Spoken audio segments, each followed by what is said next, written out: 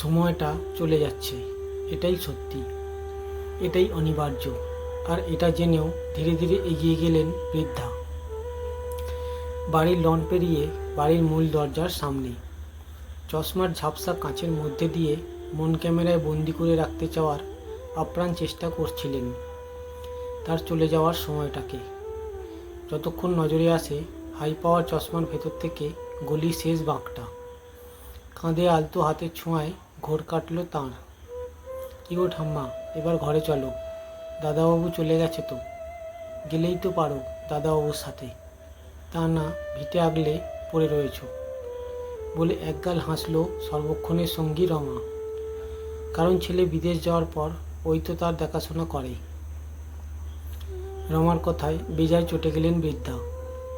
ঝাঁঝিয়ে বললেন, যা বুঝিস না তা নিয়ে কথা বলিস না। আমি কেন যাব তোর দাদাবাবুর সাথে? আমি এই ভিটেতেই শান্তি খুঁজে পাই, সেটা তোর দাদাবাবু জানে। তোর দাদা রোজ আসে আমার সাথে গল্প করতে, আমি চলে গেলে সেও তো কষ্ট পাবে।